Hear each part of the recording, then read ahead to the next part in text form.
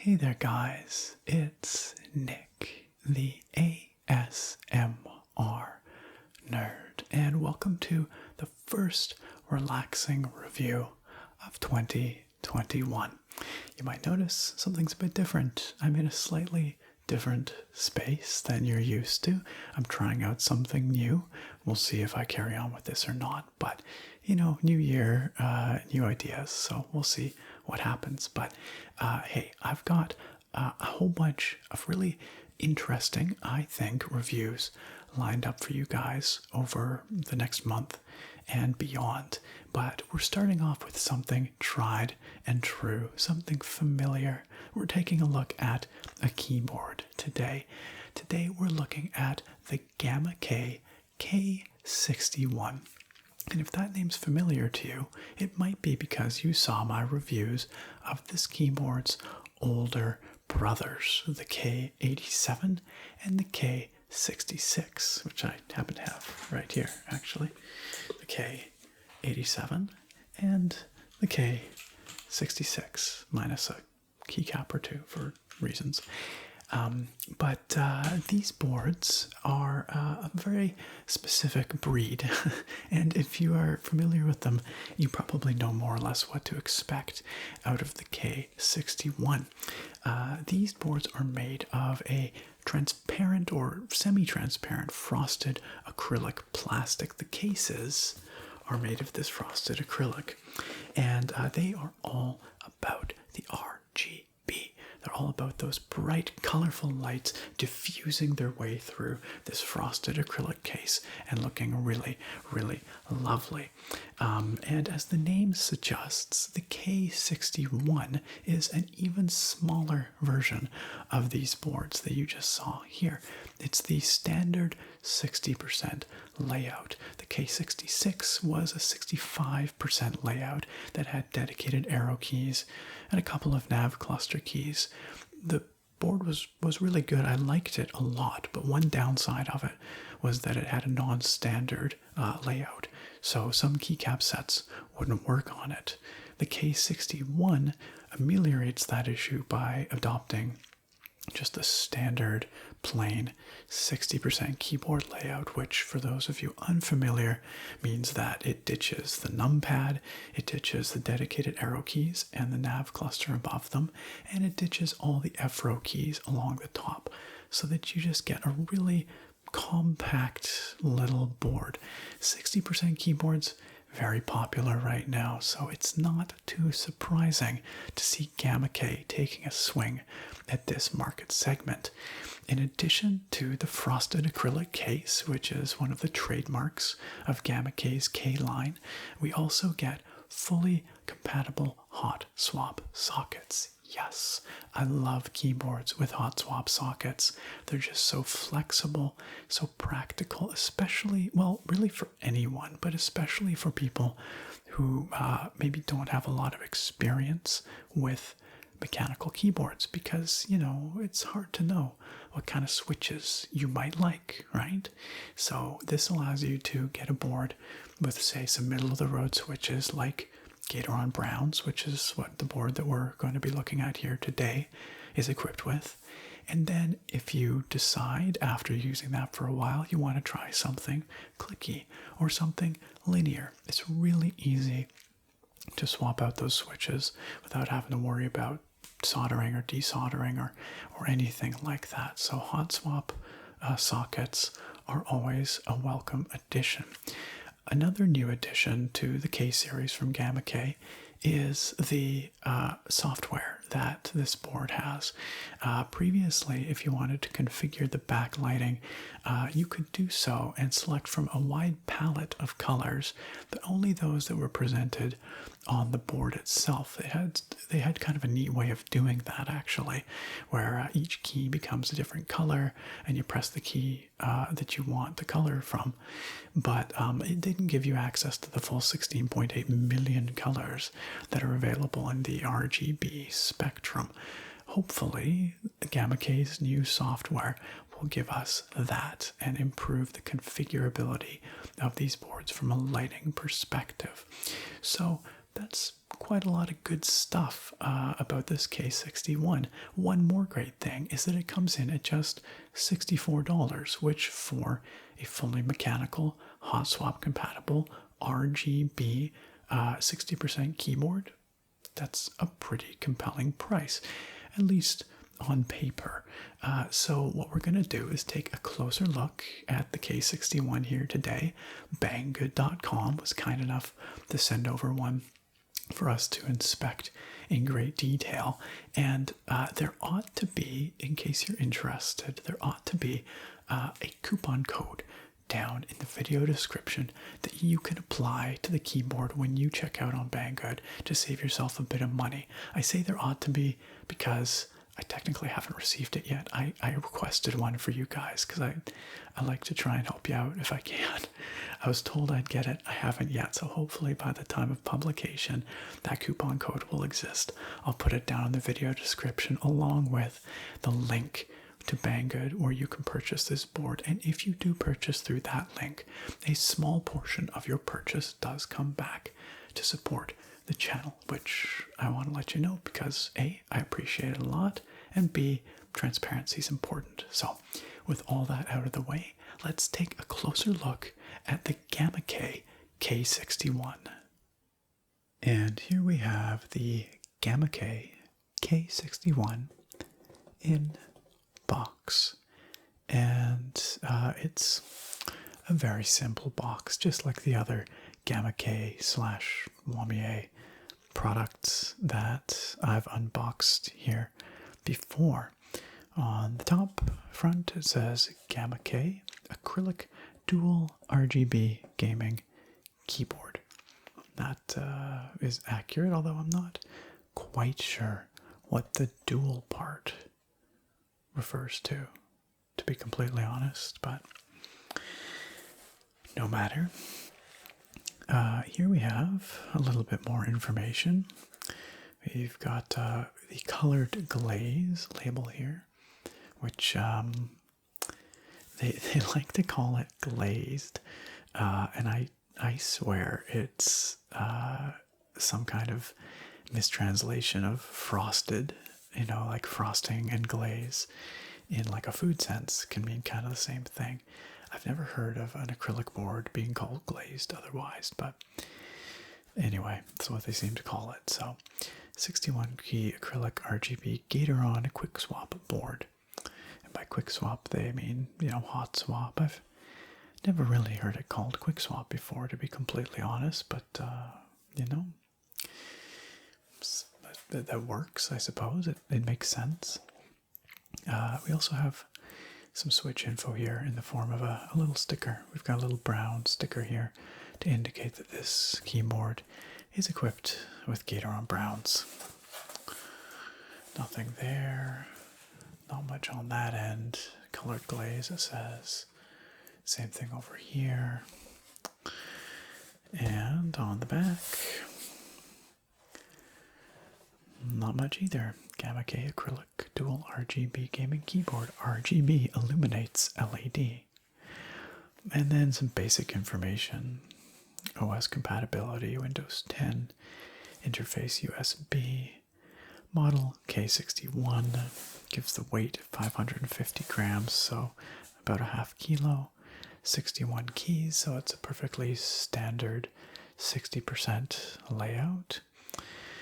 Semi-transparent case, 1.8 meter long cable, C-type connection, so we've got USB Type-C, which is great. Yeah, really nothing super interesting on here. It does tell us actually that we've got onboard flash memory for saving presets. It tells us we've got a 33-bit ARM controller. That's kind of fun. And key rollover, semi-transparent, RGB, LED, underglow, all that good stuff. Okay, well, that's pretty straightforward. So let's see what's inside.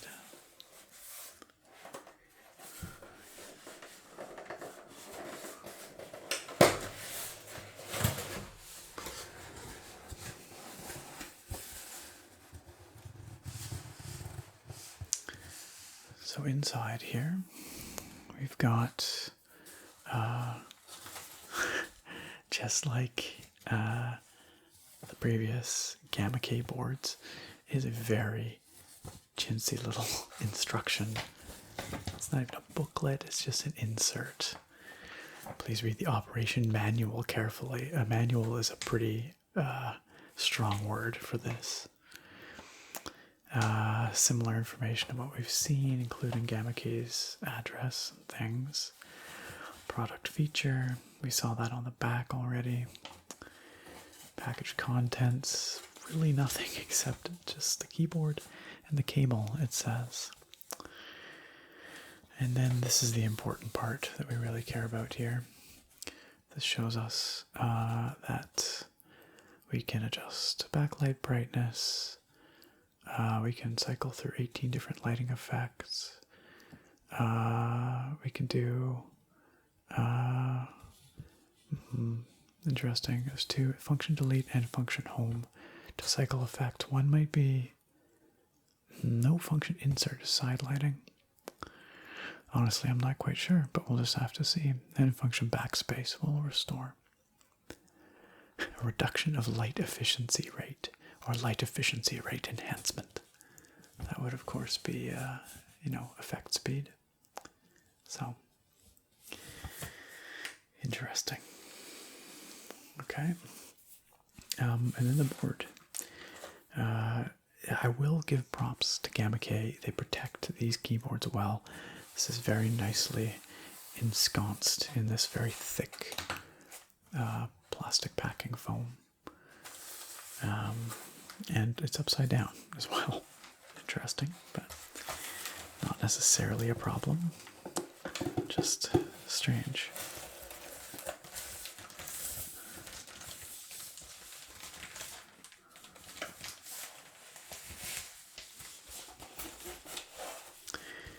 Got a nice crinkly bag.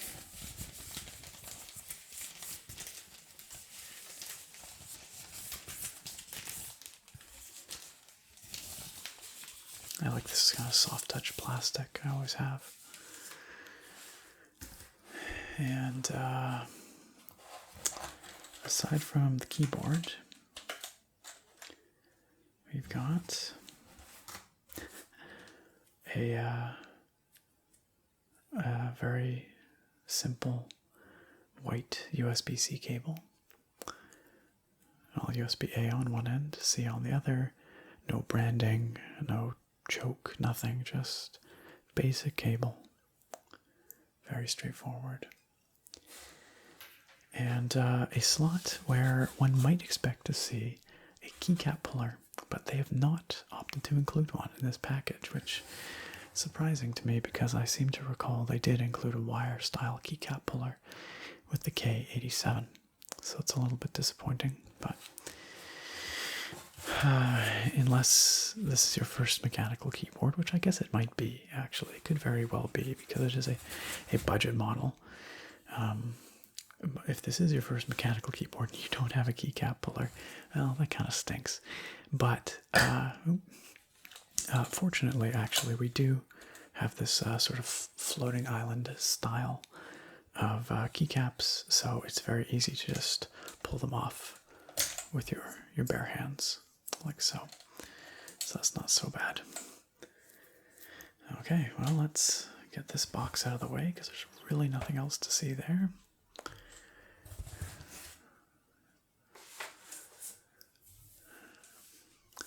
And here's the keyboard, the GamaKay K61.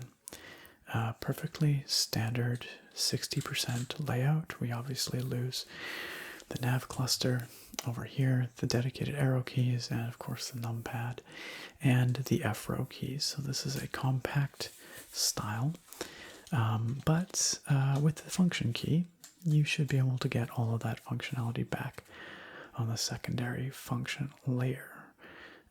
In some form or another, or most of it anyway.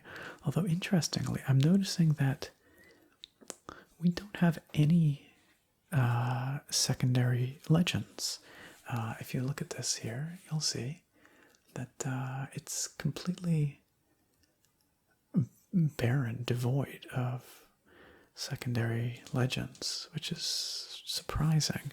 And as a matter of fact, I don't think our little insert said anything about the secondary function layer, but I must imagine that the FRO keys are bound to our number keys here.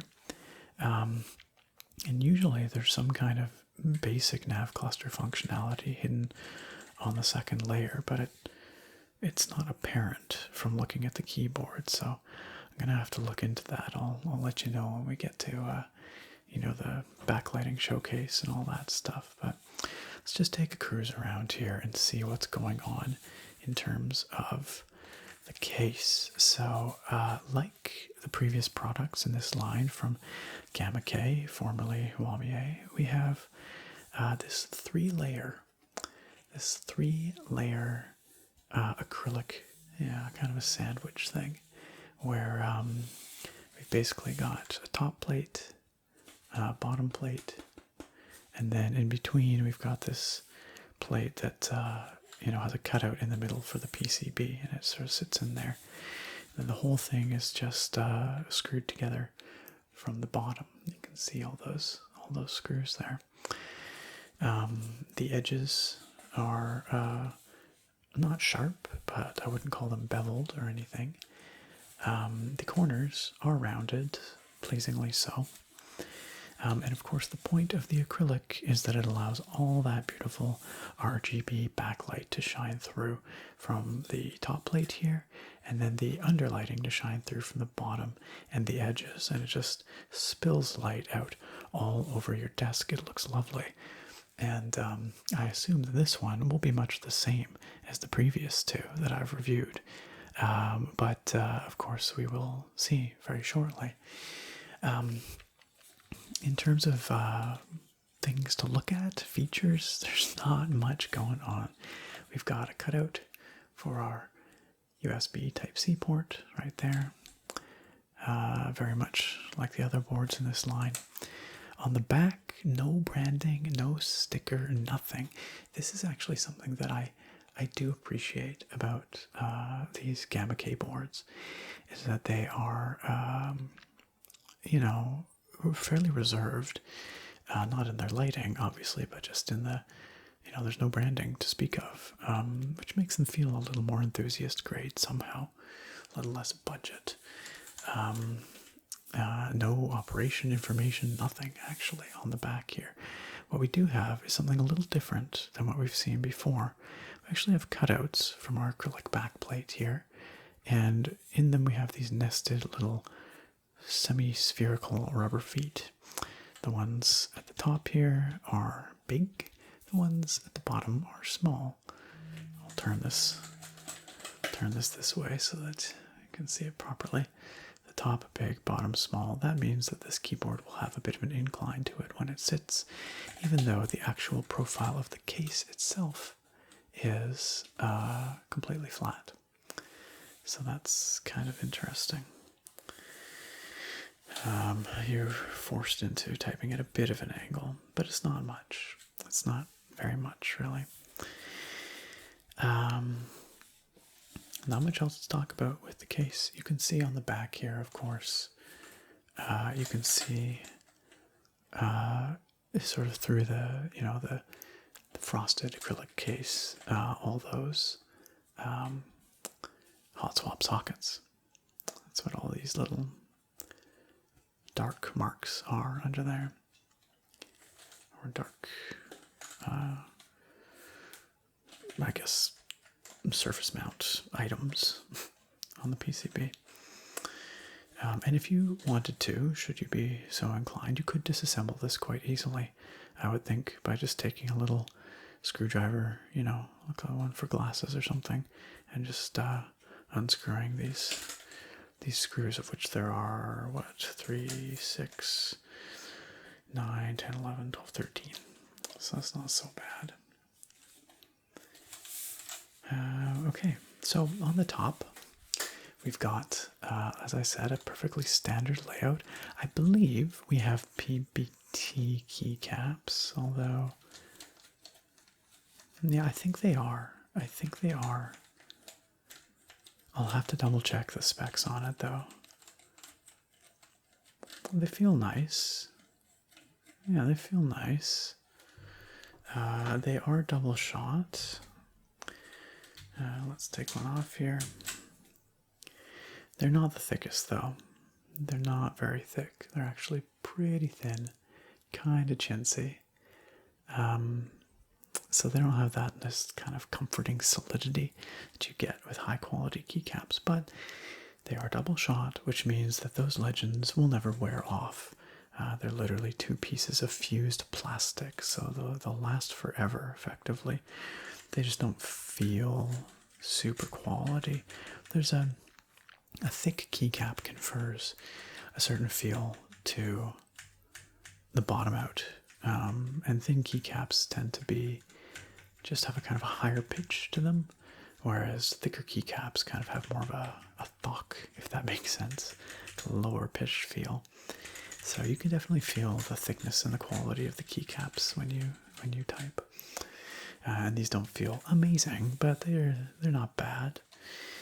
And then switches. So the switches we have on here are Gateron Browns, as you can see right there. And they have white bottom housings, translucent upper housings, and the light should shine through quite nicely.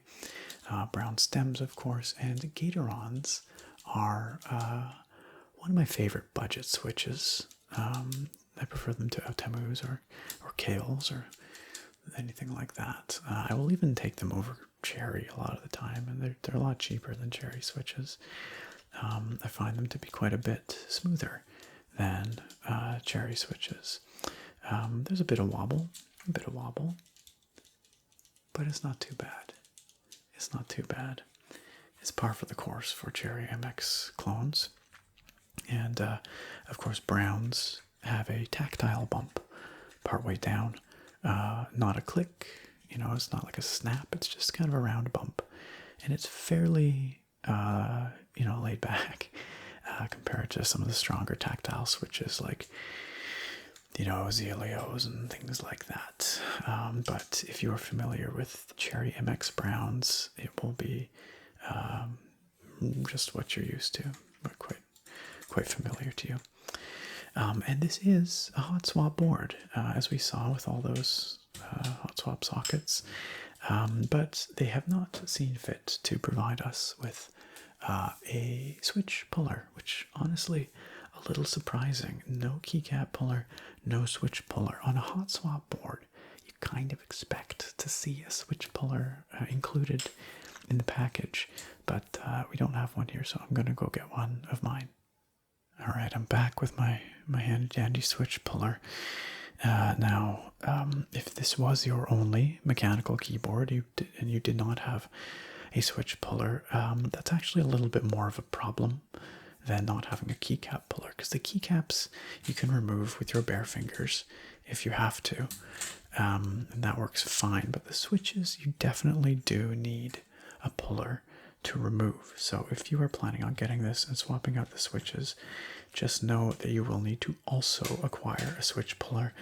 I mean, these things probably cost like $1 or something. I don't know. I've never actually had to buy one because I've got so many from the keyboards I've reviewed.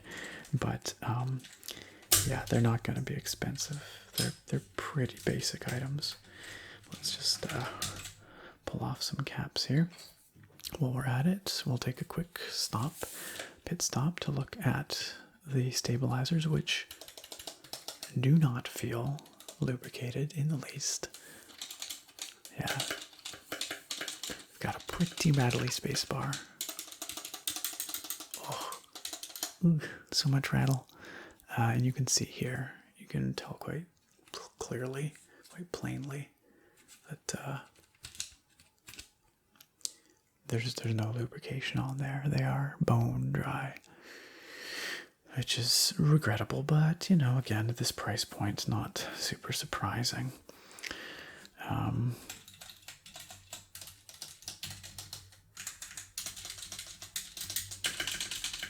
Yeah, they're passable. Honestly, the enter and the backspace are a lot better sounding than this shift. This shift is horrendously rattly. And that space bar,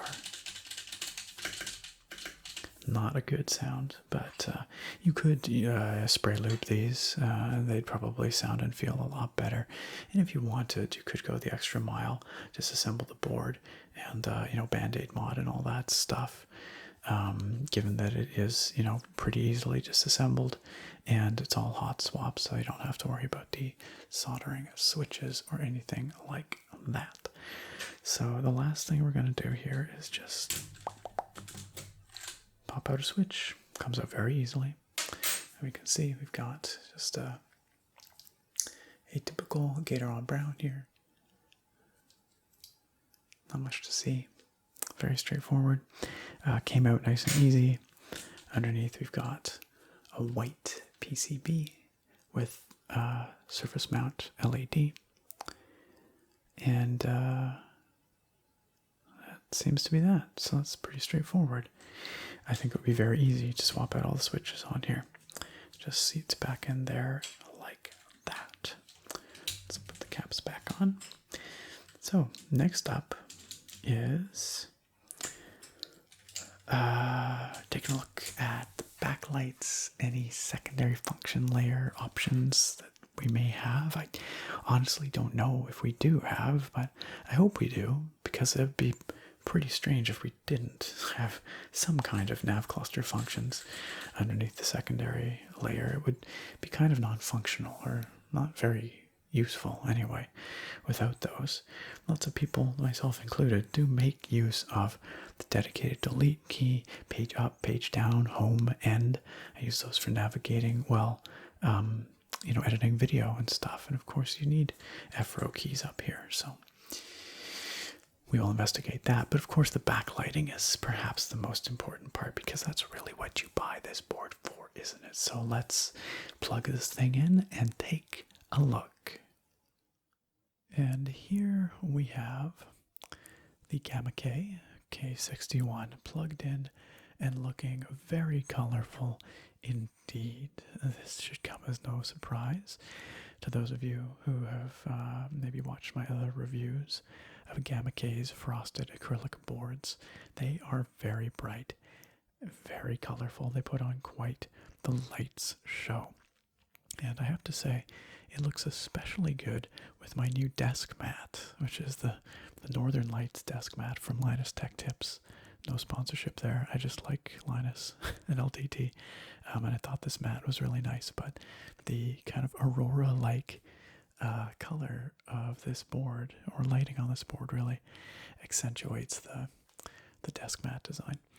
Anyway, that's not really what we're here to talk about. We're here to talk about the board itself, and I would like to remind you that if you are seeing any flickering in the LEDs, that is not visible in person. In person, the gradients are smooth, the LEDs look great. It's just sometimes an artifact of the shutter speed of the camera and the frequency of the LEDs.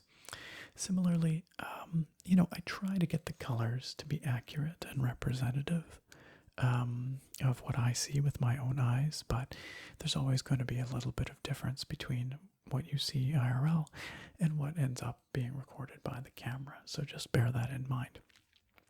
All that said, let's step through some of the lighting functions that we get on this board.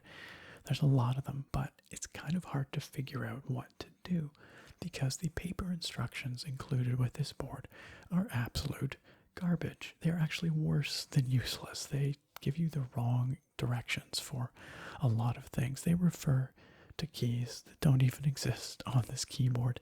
In fact, I think they were lifted straight from the 10 keyless version of the board, which is hilarious.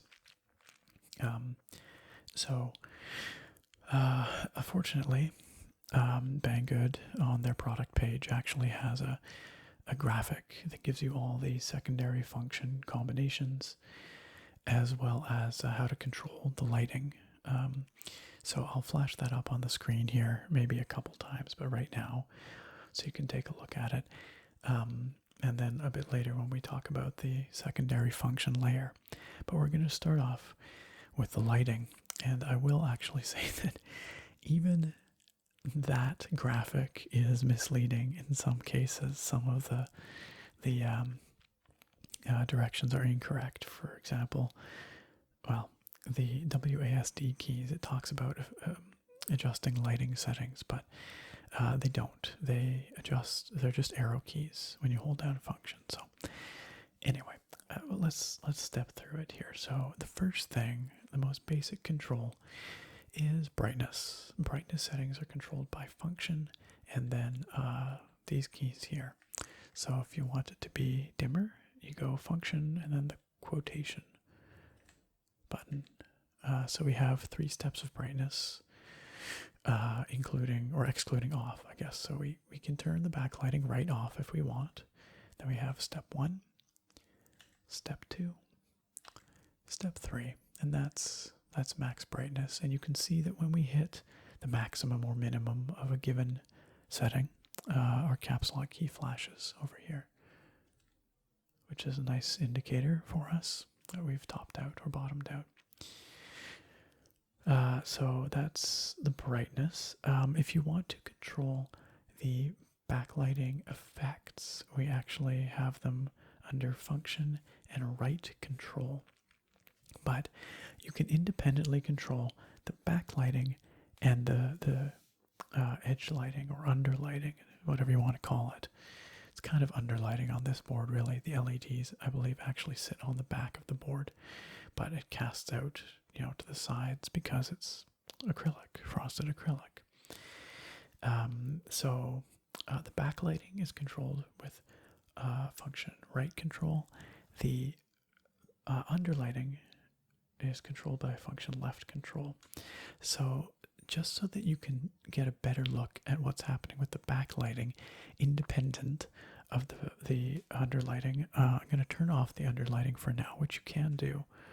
So we go function control, left control. We can cycle through a handful of different underlighting settings, which we'll look at more closely after we look at the backlighting. Where is it now? I think that's off. I'm pretty sure. Fairly certain. It's kind of hard to tell sometimes because, because it is a frosted acrylic case.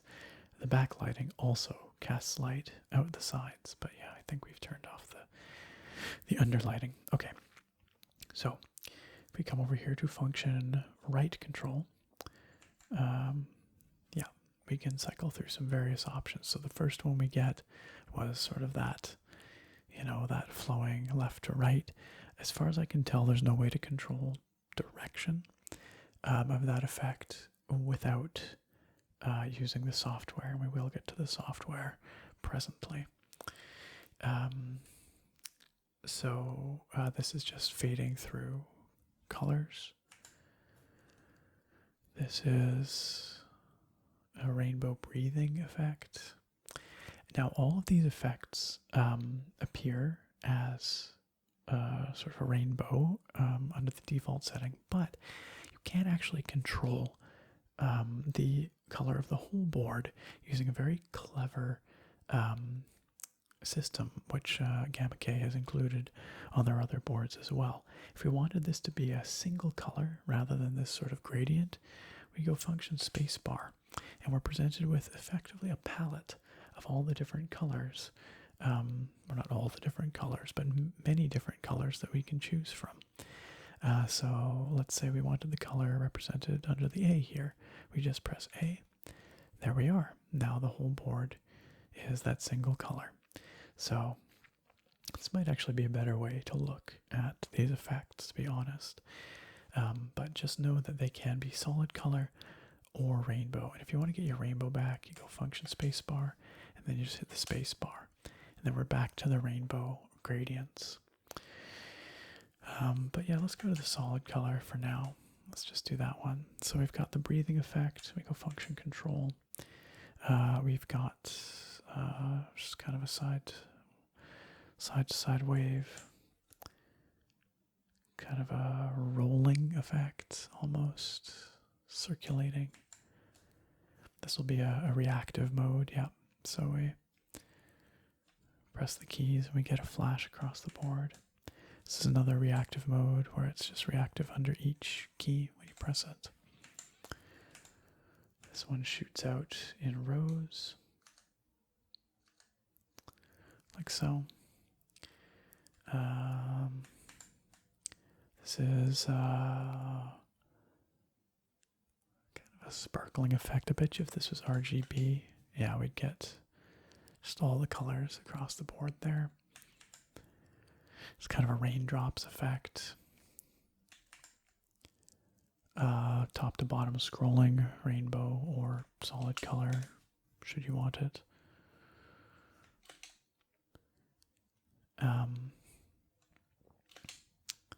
And again, I believe you can change the direction in the software, but we'll get to that. Kind of a sine wave effect. I think speed is also controllable in software. This is kind of a cool one. It's kind of a diagonal scrolling colored band. I kind of like this one, honestly. This is like, almost looks like a waterfall, kind of. I like this one too. Kind of bounces from corner to corner, different. And then we've got, I guess, the solid color mode, if you just want solid light. So we could, again, choose, oh, what the heck's going on? Oh, weird. In the solid color mode,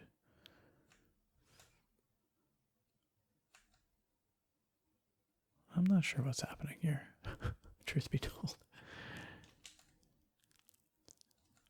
I thought I could choose the color using the function spacebar, but it seems you can't. Maybe that's not actually a solid color mode. I don't know what that was. This is always one of my favorites, the circular ripples. This one's always very zen to me. It's like dropping something in a pond, you know? And, okay, and that's backlight off as well. That's another way to get at it. If you don't want to use the brightness control, and actually that's important because you could turn the backlight to off like this, but then turn on the underlight, which is what we'll do right now if you wanted to do it that way. So now we have underlight but no backlight. This gives us a little bit of control over our underlight. We have basic kind of like rainbow chasing effect going around the board counterclockwise. We've got cycling through various colors. We've got breathing effect, changing color each time. And we have a solid color backlight. And now this color can be selected using the function spacebar method. So let's make it, I don't know, this color here. So that's kind of neat. So you have options there. Now, what I do believe, or you can, and then you can turn it off like we had before. The one thing is that if you want a solid color underlight like this, you are then also stuck with a solid color backlight as well. So, okay, this is the fixed color backlight, it looks like.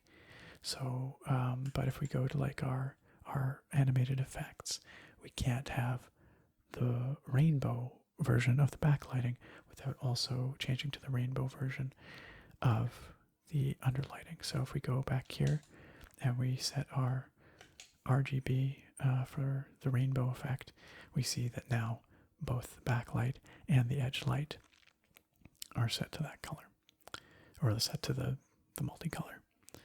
If that makes any sense. I don't know if that makes any sense. But anyway, hopefully you can figure out what I'm trying to say. What I'm trying to say is you couldn't have like a fixed color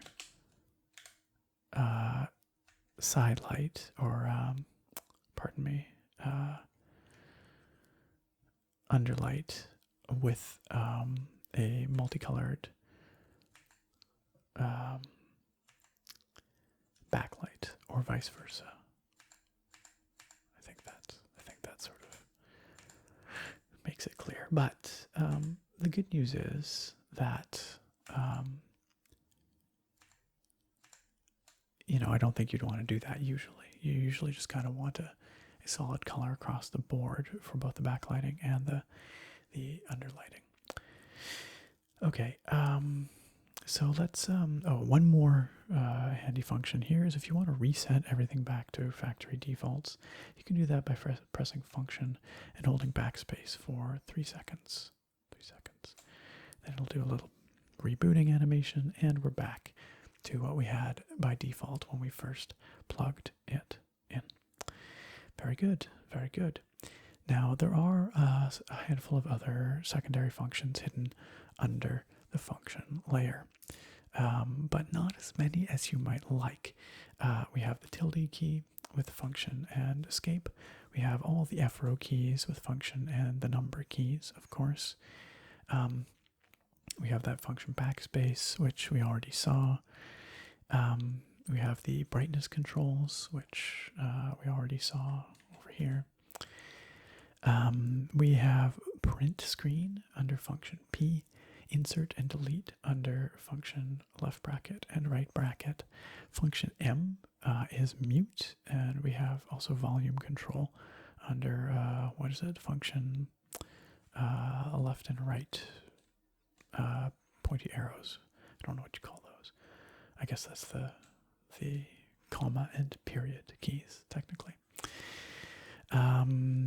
Then we have arrow keys under function WASD. In the graphic included on the store page on Banggood, it actually describes these as light up and light down, and reduce rate and strengthen rate, which would imply controlling the direction maybe and the speed of effects, but they don't do that. They are actually the arrow keys, so don't be confused by that. At first, I kind of thought there were no arrow keys bound to the secondary function layer on this board, which is crazy. If they didn't have them, that would be nuts. I can't imagine a keyboard without arrows somewhere. But the good news is, yes, they're under WASD. Unfortunately, that's not my favorite place for the arrow keys. I much prefer them over here with the function key where the control is, and then the arrow keys here under the Alt menu, control and question mark keys, because that allows you to use it one-handed if you were to hold it down here and then do that. Some keyboards adopt that. This one does not, so you kind of have to use 2 hands to access the arrow keys, which is a bit of a bummer. And it's more of a bummer even because, as you'll see in a moment, the software, as far as I can tell, does not allow for remapping the keys. You can assign macros, but I can't figure out how to remap the keys. So you're kind of stuck with what you get here in terms of secondary functions, including the lack of other nav cluster keys such as home and end. And that's actually a big drawback for me because I use those keys a lot when I'm editing audio and video. I use home and end to seek to the beginning or end of segments. And so the fact that there is just no way to access those keys on this board, aside from using like a piece of third-party software, but out of the box anyway, there's no way, or with the included software, that's a big bummer. It's a bit of a drawback for me personally. But it's, I guess, ultimately a fairly minor thing. For many people, it won't matter at all. Maybe that's just my use case that it's an issue for. Okay, well, we've talked about the backlighting. We've taken an extensive tour of the lighting options available to us, and we've taken a look at the secondary function layer as presented out of the box. Let's take a look at the software next. And here we have the GamaKay K61 software. Now, earlier I mentioned that I didn't think you could remap keys in this software. Turns out I was wrong. You actually can. And to access that functionality, you just have to untick the light option here, which is highly unintuitive, but that's how it works. So this allows you to remap keys by clicking on them. It gives you the option to press another key and you can remap, I don't know, Q to H or something. I don't know why you'd want to do that, but you can. Unfortunately, this does not get us access to any keys that do not already exist on the keyboard, so we are still unable to bind keys to, say, home or end, like I was describing missing earlier. Similarly unfortunate is that we cannot access the secondary function layer by this method. As you can see, if we, oh my goodness, if we were to press function and, I don't know, something, it doesn't register the function being included in it. So I keep backspacing as if it's going to let me. Anyway, so that's a little unfortunate. You can bind multimedia settings, the basic built-in Windows stuff here, various media settings and web browsing stuff. But unfortunately you cannot access like a big list of other keystrokes. You can also bind macros. This is a basic macro editor. It does everything you would expect. You can record a series of keystrokes. You can choose to include the delay or not in your recordings. Otherwise, it will just insert a default delay of 50 milliseconds in between. You can then edit those things, edit the delay values, move items up or down, remove or add individual items. It's a pretty straightforward macro editor. Seems relatively full-featured. Good to see. I did test it out earlier and it works just fine. Another thing to note down here, the USB polling rate. This lets us select the polling rate, which is the rate at which the inputs are sent from the keyboard to the PC and back again. Weirdly, it defaults to 125 hertz. I don't know why it would do that, because that is kind of slow. And there's no reason not to have it up here at 1000 hertz, as far as I know. That should increase responsiveness, reduce latency, these sorts of things. So, hey, throw it up to 1000 hertz and keep it there. This macro button up here opens that same macro editor we saw already. Then we have the light toggle, which now gives us access to all of those lighting settings, which have very funny names, that we saw earlier that were accessible in hardware, but in case you want them here, they are in software.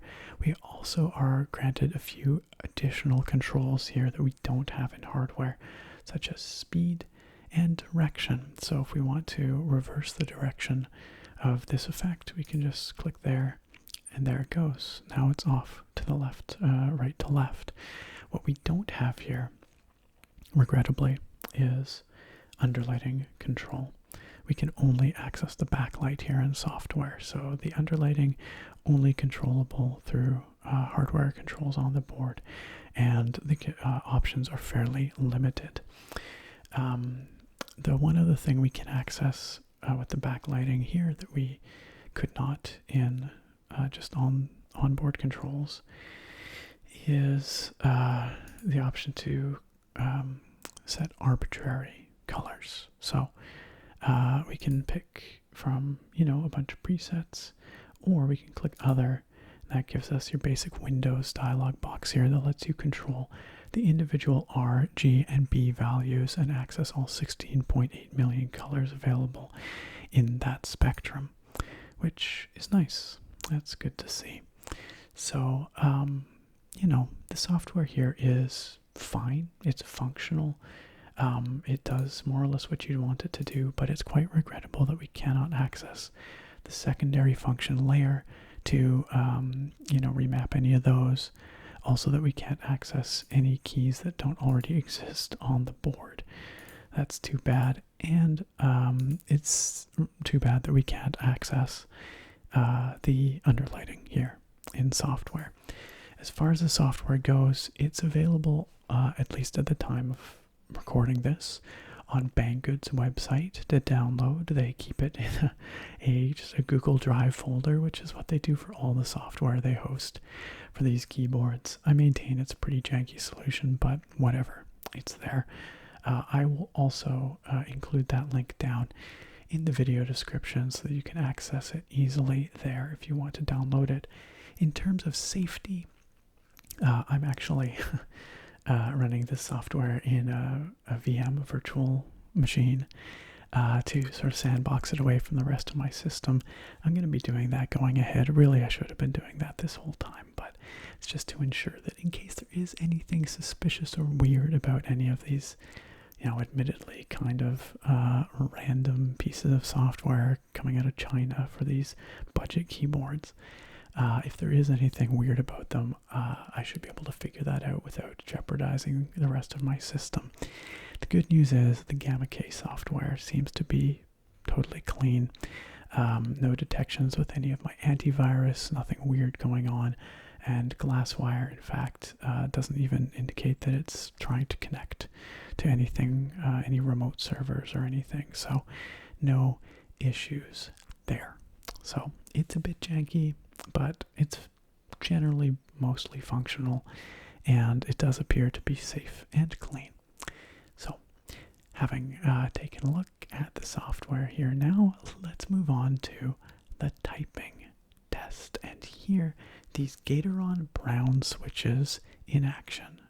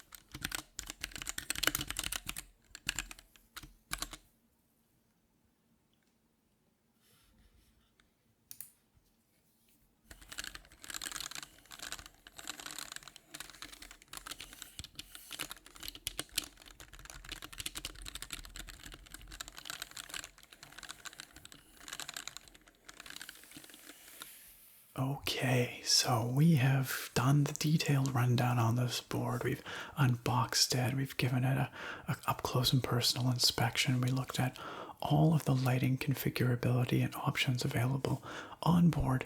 Then we looked at GamaKay's new software as well to see if it's any good.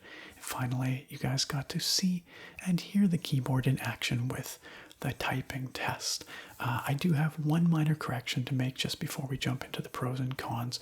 That is that I mentioned earlier during the unboxing that this keyboard I thought had PBT keycaps. Turns out that's incorrect. They are just ABS, which makes sense at this price point. Not too surprised. And they're fairly thin ABS at that, as we saw when we were unboxing the board there and inspecting it. So just wanted to make sure that you knew that was the case before we carry on into what this board did really well, or does really well, and maybe what it does not so well. Let's start with the good stuff. Over here in the pros category, I think it's pretty obvious what this board does especially well, and that is its gorgeous aesthetics. That beautiful frosted acrylic case is the first thing that jumps out at you. I still have yet to see any other keyboards that do it quite like this, with the sort of sandwich style stacked frosted acrylic case. It does a fantastic job of diffusing light out the top, out the sides, out the bottom, and you just get this beautiful glowing effect like you guys saw when we were looking at the lighting. But that wouldn't really be all that helpful without gorgeous, vibrant RGB lighting, both of the backlighting variety, so sitting underneath each switch, and also the underlighting variety. It's got LEDs situated right just on the bottom side, the underside of the PCB, arrayed right along the edge all the way around. And so we get these two beautiful effects working in concert to just suffuse this frosted acrylic case with glowing light. The LEDs in this board are wonderful, vivid, nicely saturated. Color reproduction seems pretty darn good, and just really beautiful to behold. So the aesthetics portion of this board, A+, really, really good. Another plus of this board is something I mentioned back in the intro, actually, which is that it's got a standard layout. Now, that's kind of a weird thing maybe to call out as a pro, but I'm putting it here in contrast with the K66, which is the slightly larger sibling of this, the K61. The K66 had a non-standard layout where you needed a weird sized shift key, and ultimately that limited its use with other keycap sets. The K61 retains the basic standard ANSI 60% layout, which means it'll be compatible with any keycaps that you want to slap on there, which is good because the stock keycaps, they kind of leave something to be desired, which we'll be talking about in a few moments in the cons section. But in addition to the backlighting and the frosted acrylic case, perhaps the greatest strength of this keyboard is its hot swap sockets. And these aren't any half-assed hot swaps with like ᵇᵒᵃ only compatibility or something, as you often see on budget-oriented mechanical boards. No, these are full-fledged hot swap sockets that will support any 3-pin switches that you want to throw in there, or I guess 5 pins if you're willing to, clip them. And ultimately should serve you really, really well if you are a beginner. This is maybe your first board that you're considering, because it gives you the option to modify it and really find switches that work for you further down the road once you have a little experience, or for enthusiasts who want to put something really fun or exotic or premium in there and combine the awesome aesthetics with some really premium typing feel. And finally, I'm really pleased that this board is inexpensive, just like its siblings, the K66 and the K87. At $64 US before any coupon code discounts or anything like that, it's a compelling value proposition. It does come in a little bit more expensive than the K66, which is interesting because it's smaller than the K66, has fewer keys. But the K66 is a weird one in that the initial run, the early K66s, didn't have hot swap sockets. Some later revisions did, but it's kind of from what I understand, a bit of a lottery as to whether you get the hot swap sockets or not, if that makes sense. I don't know, sounds crazy, but apparently that's the case. My original review sample didn't. All that is to say that with the K61, you are guaranteed to get the hot swap sockets, and so I think it's not unreasonable that you end up paying about $10 more for the K61, considering you're guaranteed to have those hot swap sockets in there. Over here in the cons section, as much as I love the aesthetics of this board, I'm not without my complaints, and we're going to go through actually quite a few here. Don't be alarmed, most of them are fairly minor, but important to mention nonetheless. The first that I want to raise is that this board has pretty cheap stock keycaps. They look nice, you know, the legends are sharp, the double shot manufacturing used seems to be pretty good in that regard, but they are very thin. They are made of ABS, and they don't have any secondary legends, side printed or otherwise. They're clearly just generic caps that they took and put on here, probably to save some money. And that combination of being very thin, being made of the less premium ABS plastic, really does make them feel a bit on the cheap side. Additionally, the secondary function layer on this board, speaking of secondary legends, the secondary function layer is a bit lacking. There's a few keys that I would really have liked to see mapped to the secondary function layer, primarily home and end, because personally I use those a lot when editing these very videos. In fact, this video you are watching right now, I'm not going to be able to edit it with the K61 simply because I really need the home and end keys for seeking to the beginning and end of clips and things like that. They're just part of my workflow. Not having them on the secondary function layer for me is a big bummer. For other people, maybe you don't care at all. Maybe you never use those keys, but just be aware of which secondary function keys, or which keys are mapped to the secondary function layer and which are simply unavailable. While we're on the topic of the secondary function layer, let's talk about the software and how that's related. The software lacks a number of desirable features. It basically works, like it gets the job done, but it would be really nice to be able to remap the secondary function layer, which is something you cannot do with the software provided by GamaKay. Quite disappointing. As a matter of fact, even though it is remappable, this keyboard, using the GamaKay software, unfortunately, you can only assign keys that already exist on the board, and not including ones on the secondary function layer at that. So there's definitely some work that could be done there. Another feature I'd really like to see is the ability to control the underlighting / edge lighting. I call it underlighting because the LEDs are positioned on the bottom side. To be able to control that underlighting using the software would be great. It's configurable on the board using key combinations, but to have some software level control would be really good. I also have to complain a bit about the typing experience on this board. The stabilizers by default are very rattly. They're some of the rattlier stabilizers that I've encountered in quite a while. Obviously not factory lubricated, but beyond that, they just feel kind of cheap. Now, this board is relatively easy to disassemble by the looks of it.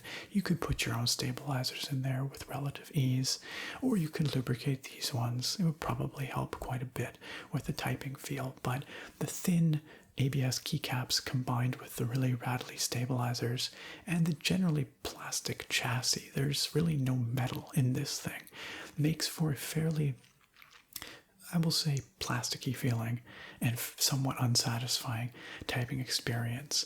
Now, if you're willing to get your hands dirty, you could definitely improve that. I would recommend swapping out the stabilizers, maybe Band-Aid modding, definitely lubricating, as well as adding in some O-rings. That prevents the keycaps from bottoming out on the plastic, and it really does improve the feel, in my opinion. I also recommend swapping out the stock keycaps, even for something cheap like, you know, my go-to, like the white PBT pudding caps. Those things cost 20 bucks.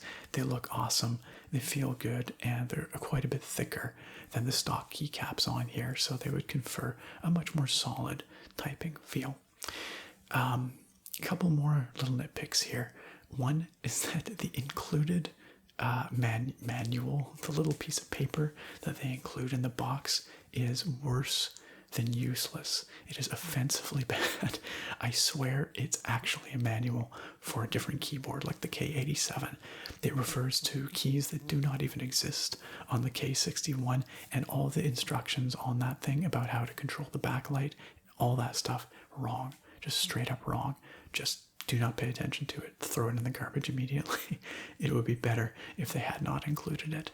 And finally, I'm a bit disappointed by the lack of a keycap puller or a switch puller, because this board does, of course, have hot swap sockets. So it's pretty likely that you're going to be pulling out switches and pulling off keycaps. And we got neither in this box, which is, you know, kind of disappointing, to say the least. Personally, I don't care, because I have a million keycap pullers and switch pullers from, you know, countless keyboards I've reviewed.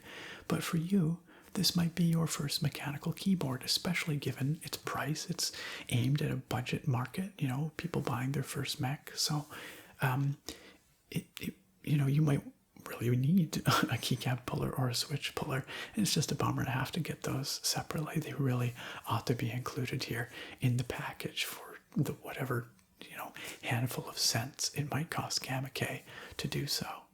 So what then is my final verdict on GamaKay's K61 frosted acrylic 60% mechanical keyboard? Well, it probably comes as no surprise to you that I think this is a gorgeous keyboard, much like the K87 and the K66 before it. The combination of the frosted acrylic case with the vibrant RGB back and underlighting really shine and make for an aesthetic that is not really seen elsewhere in this price segment. The stock keycaps, while they are definitely on the thin and cheap feeling side, at the very least look nice and sharp. So aesthetics are somewhere that this keyboard shines. But it's not just a pretty face, it is fairly functional as well, thanks in large part to its standard layout, which allows you to use pretty much any keycap set that you might want on it, and those hot swap sockets, which will allow you to experiment with new switches to your heart's content. There are a handful of drawbacks, though.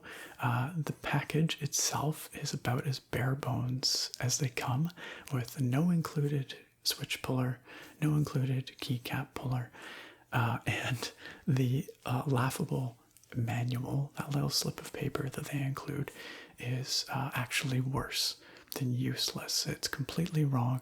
They would have been better off just not including it at all. And the typing experience with this board does leave something to be desired. The thin, sort of cheap-feeling keycaps combined with the very rattly stock stabilizers do produce a very plasticky feeling stock typing experience, which is a little bit disappointing, but with a few modifications, if you're willing to invest a bit of time, that could be improved substantially.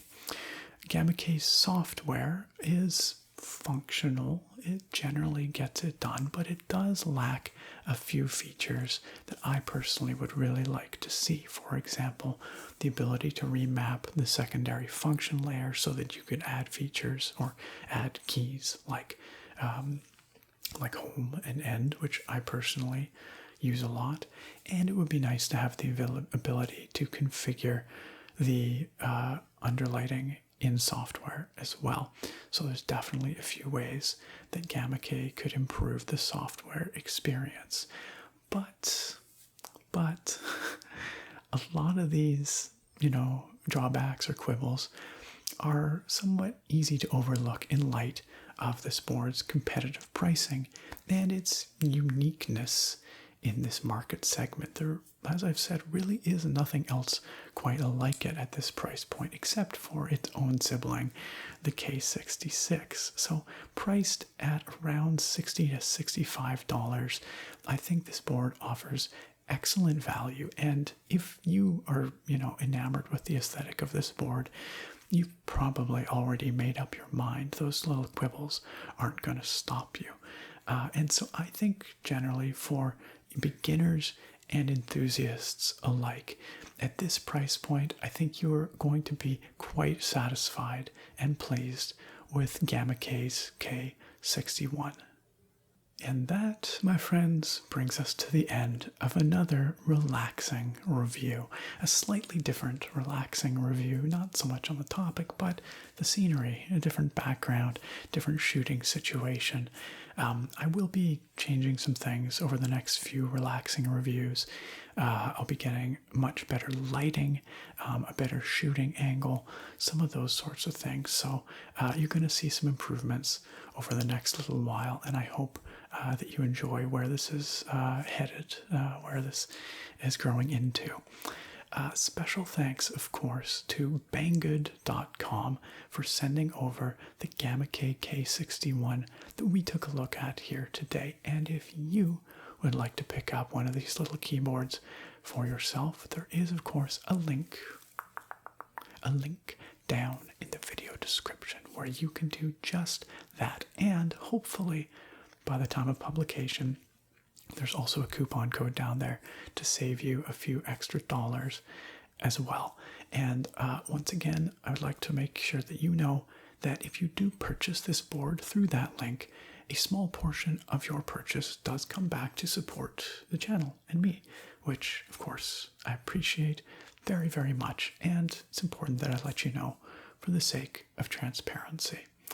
And, of course, special thanks to each and every one of you as well for watching. I hope you found this informative, and I hope you found it relaxing. And I look very forward to having you back here next time for another episode of Relaxing Reviews. Bye for now, my friends.